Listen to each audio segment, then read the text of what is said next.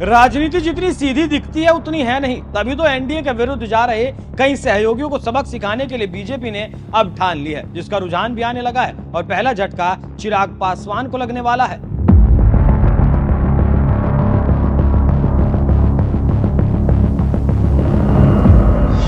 विज्ञान की एक थ्योरी है जिसे न्यूटन ने पहली बार प्रतिपादित किया था, जिसका नियम है क्रिया की प्रतिक्रिया। यह न्यूटन का तीसरा नियम है और यह भारत में हर घर में कहावत के रूप में प्रसिद्ध भी है और प्रचलित भी है। यही न्यूटन का नियम इस बार चिराग पासवान पर लागू हो रहा है।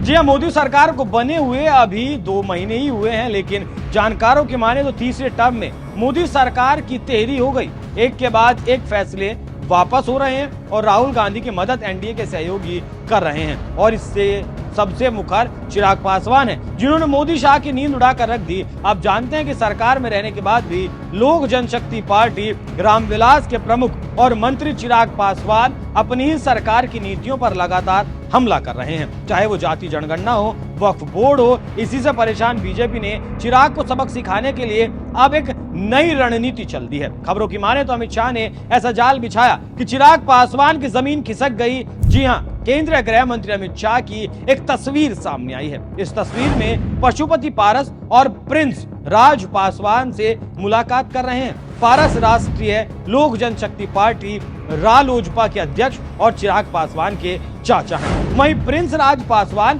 पूर्व सांसद रालोजपा के नेता और चिराग के दूसरे चाचा रामचंद्र पासवान के बेटे हैं। इसी को लेकर कहा जा रहा है कि चिराग की हेगड़ी निकालने के लिए अमित शाह ने बड़ी चाल चल दी है। उसी का नतीजा है अब चाचा भतीजे से मुलाकात अमित शाह कर रहे हैं।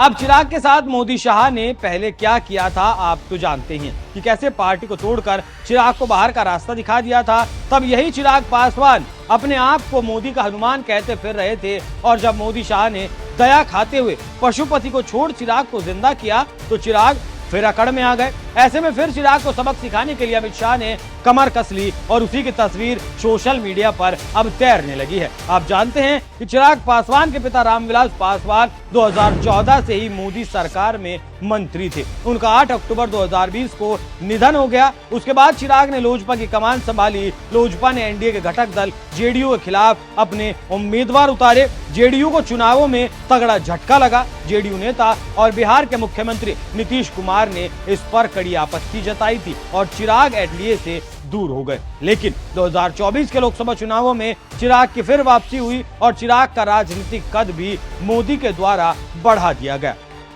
और अब सरकार बने 3 महीने भी नहीं हुए कि चिराग 4 मुद्दों पर अपनी सरकार के खिलाफ जाकर खड़े हो गए। उसी को लेकर मोदी शाह ने चिराग को सबक सिखाने की बात कह दी और अब कहा जा रहा है कि चिराग को फिर खत्म किया जा सकता है। और इसी को लेकर सोशल मीडिया पर एक पोस्ट पत्रकार केपी मलिक ने दिया और पोस्ट करते हुए लिखा कि चाणक्य की गिद्ध नजर चिराग पासवान के सांसदों पर है। सूत्रों द्वारा खबर आ रही है कि बिहार की लोजपा यानी चिराग पासवान की पार्टी एक बार फिर टूट की कगार पर है, क्योंकि चाणक्य लेटरल एंट्री और SC/ST वर्गीकरण को लेकर चिराग पासवान के तेवरों को सरकार का विरोध माना गया। चिराग पासवान अब चाणक्य के गले की हड्डी बन चुके हैं, लिहाजा अब चिराग पासवान का इलाज जरूरी है। वैसे भी चिराग की पार्टी टूटना कोई नई बात तो नहीं है, वो पहले से ही टूट चुकी है। उधर नीतीश कुमार और जदयू के हालात किसी से छिपे नहीं हैं। इसी सोशल मीडिया में पशुपति पारस के डाले गए फोटो को लेकर राजनीतिक विश्लेषक कह रहे हैं कि अमित शाह के साथ चिराग के चाचा और चचेरे भाई की मुलाकात से ये सवाल गोड़ हो गए कि अगर ये मुलाकात चिराग की क्रिया के विपरीत प्रतिक्रिया है तो एक वक्त आ सकता है जब बीजेपी की तरफ से बराबर प्रतिक्रिया भी आ जाए। तब चिराग पासवान जिस स्तर पर जाकर बीजेपी को परेशान कर रहे हैं, फिर उसी स्तर पर जाकर बीजेपी चिराग को परेशान कर सकती है।